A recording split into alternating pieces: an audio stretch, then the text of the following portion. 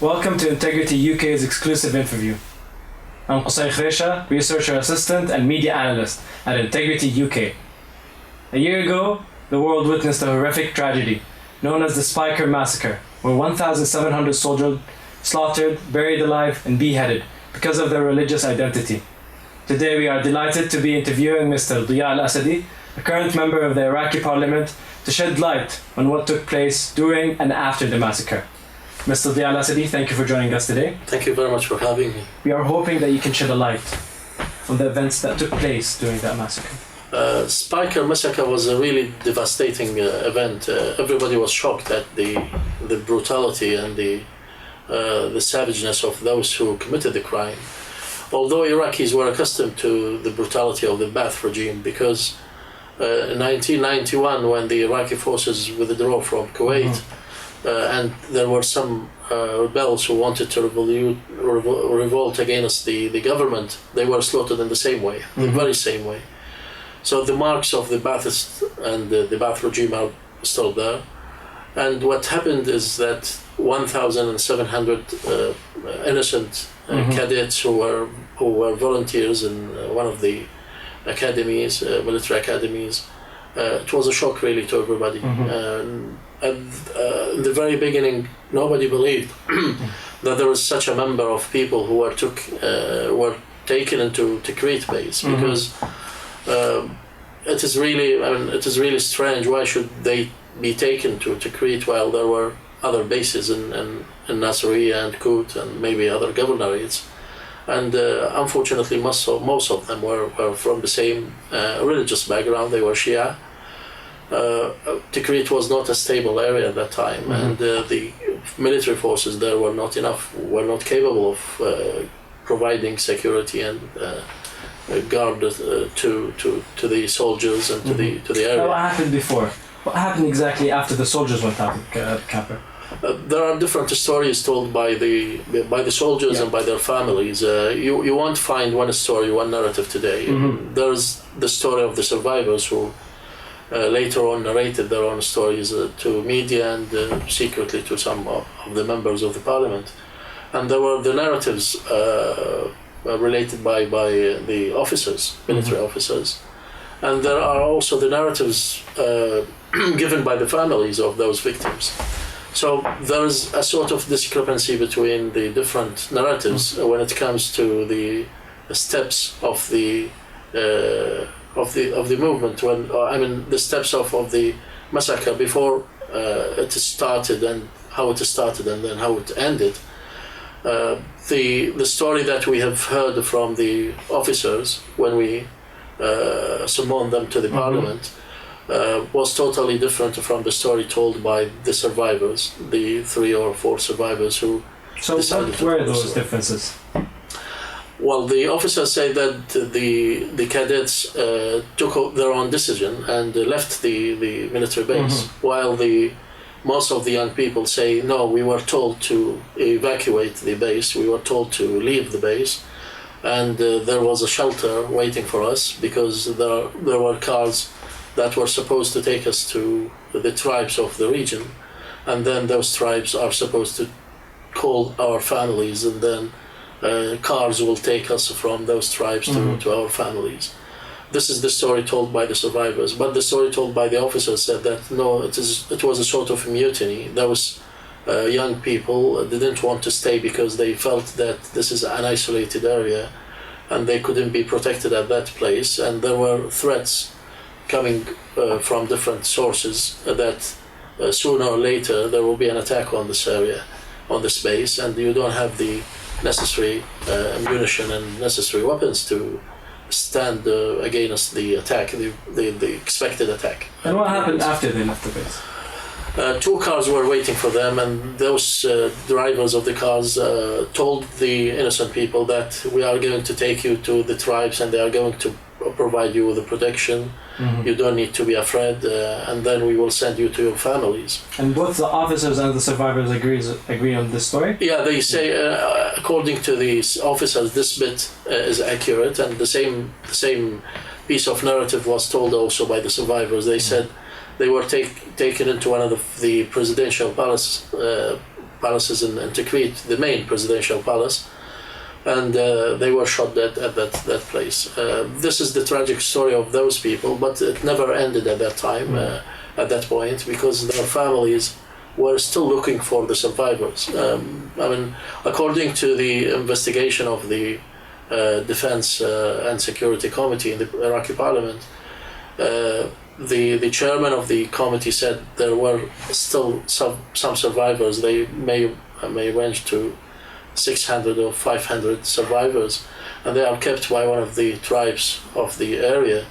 This tribe is afraid of announcing that it has protected those survivors.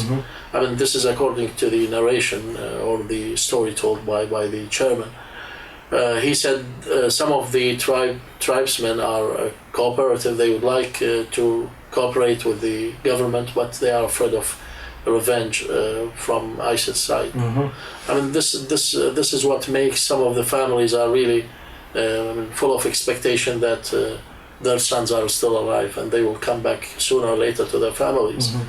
This is what makes it also more complicated for the government because even if the inquiry has started, it can never end at this point because there are still expected survivors, there are still expected people to come back. And ISIS, where did they come? When did they come? What was their part? You cannot today differentiate between the different if they had a part. Components. I mean, the ISIS is an amalgamation and a sort of mixture of different people. Some of them are former Ba'athist leaders, some of them Salafis or Jihadi Salafis. Some of them are people who came from abroad for no other reason but killing people. They are mercenaries given money just to kill people.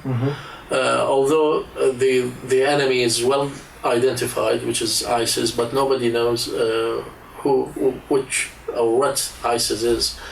So who contributed to the killings? Was it ISIS or tribes? No, according to the stories that came from the survivors, some of the survivors, and some of the people who were captured by the security forces, they were Ba'athist members, and they were doing this in retaliation of their. Some of them are sons of the senior Ba'athist leaders who were executed because of the crimes they have committed during Saddam's time. Those are former Ba'athists who wanted to avenge themselves upon the Shia, the innocent. So the soldiers, all of the soldiers were killed for Shia. At least 90% of them are Shia. Some of them. So they killed Sunnis. No, they released Sunnis actually. They told them to repent and then they released them. I mean, you said 90%. What is the other 10%? The other 10% is either unknown or some of them are Sunnis because according to the statistics, it is said that almost all of them are Shia. But then appeared that there were some people from them who were Sunnis and who were asked to repent, and then they were released and they went to their families. And were they the victims? Were they interviewed after? Some of the victims were interviewed. There were certain satellite channels. Some of them are local channels. I remember Al-Furat did one of the interviews, and maybe Al-Hurra.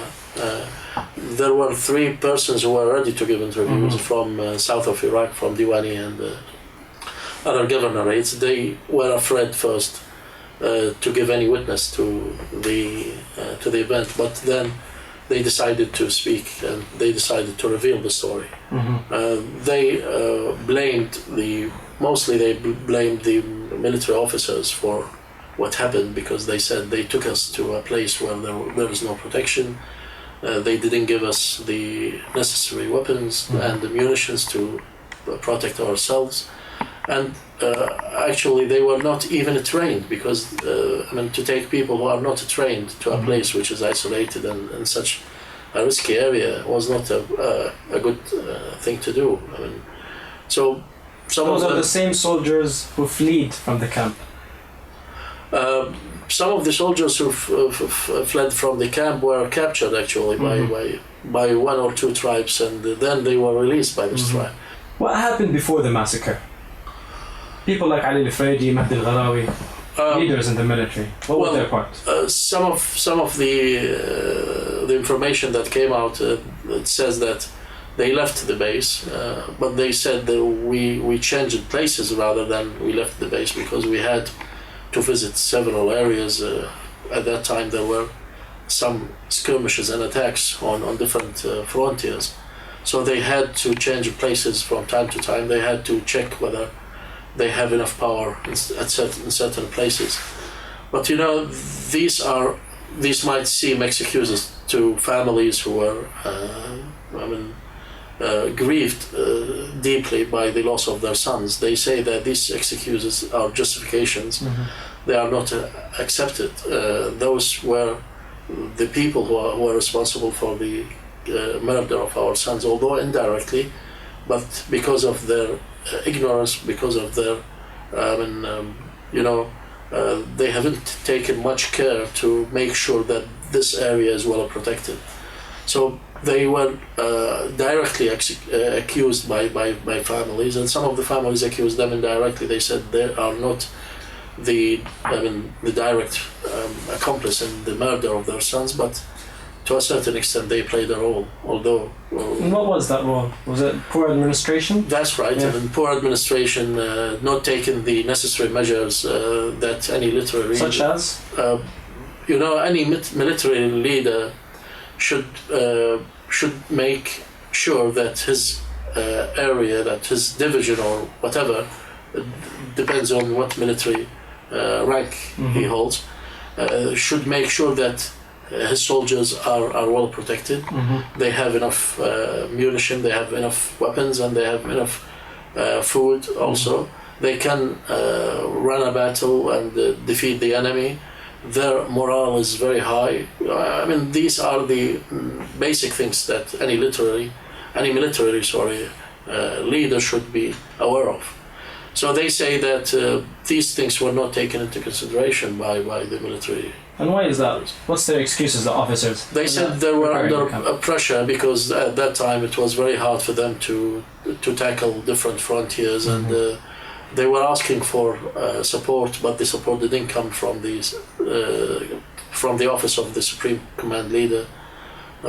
So the office of the Supreme Command Leader, do they have a part in this by not supporting the camp? Well, it is very complicated because it depends on where you come from. Some of the political parties would directly accuse the Prime Minister mm-hmm. or the office of the Supreme Leader, mm-hmm. and some political parties would accuse the military leaders, and some others will say no, he doesn't have anything mm-hmm. to do with the issue. So it depends, because the issue, although it is a very a calamity in every aspect, in every respect, but it has been politicized to a certain extent by different people, by different groups, and the investigation or the inquiry in such a very complicated issue will not come up with a clear-cut definition of or identification of who is the person responsible or in charge of the whole issue. So Dhiaa N, the governor of MENA, what was his part? Well, as I told you, because things are highly politicized in Iraq, and the different political positions sometimes determine to what extent someone would take a position against or with the government. Dhiaa N says that he asked for help earlier, and he anticipated the fall of Mosul. He expected the fall of Mosul, and he thought that the central government, is going to send help and support to him. But again, he blames the central government for not taking the issue into a high level, or not dealing with the issue in a due attention. Mm-hmm. That's why he said Al-Mosul fell, not because of the unwillingness of the people of Al-Mosul to defend their cities, not even because the local government didn't want to fight ISIS, but because we didn't have enough weapons. But this is war. To a certain things extent, are not perfect in war. That's it. Most of the political players would say that the role of the governor, even though he doesn't have weapons, I mean, it is the role of him to stand and to show people that he's the last man to leave the governorate. What are the implications of the massacre in Iraq's society? You know, the Iraqi society is depicted by the Western media as divided along sectarian and ethnic lines. Actually, this division is there since the Iraqi society has been, formed or formulated. It depends on what kind of start it had. But the diversity of the Iraqi community and society has always been one of the strong points rather than the weak points. Although diversity and difference in many cultures means struggle, maybe a conflict. But you know, the division between the Sunnis and the Shia and the Kurds in Iraq is not very much,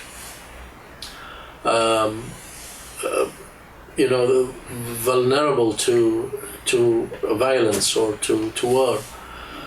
But again, there were some external and internal powers who played on these differences between the Iraqis.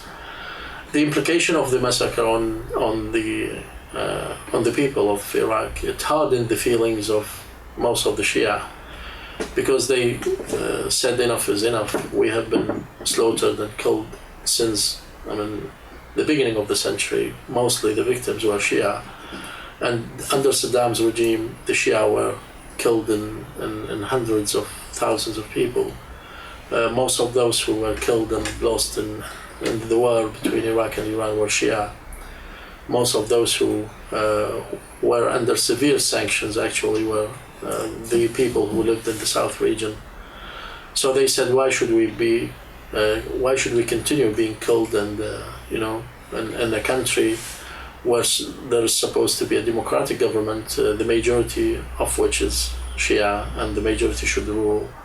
I mean, these feelings, you cannot prevent people from having these feelings, or you cannot let them be satisfied with the situation as it occurred. But again, this doesn't mean that those people who committed the crime are committed it in the name of the Sunnis. Everybody know that those people were former Ba'athist members. Not really. Most media are saying that ISIS is the. Yeah, ISIS. There were different factions in ISIS. One of them is in Syria, formed mostly by people who came from different parts of the world. But in Iraq, most of the people who are carrying out the fighting on the ground are Iraqis. So they either belong to tribes that didn't believe in the political process, they didn't want to join the political process, or they belong to the Ba'ath party, who saw the whole political process since 2003 as illegitimate and not representing the Iraqi people. So they wanted to undermine the whole political process, and they believe that the Shia are supporting the government. That's why the Shia should be stopped from supporting the government. This is one way of stopping them, which is killing them. What is the Iraqi government doing to rectify this? The Iraqi government should have been committed to its program. After the election of Dr. Al Abadi, he was supposed to present a program to his his colleagues and to the government and to his partners. So he said that one of the most important steps is to establish real national reconciliation, and this national reconciliation should be built on the government as being an inclusive government. So this will bring justice to the victims? One of them is to bring the justice to the families of the victims and to the victims themselves. But here again, it depends on how you see justice.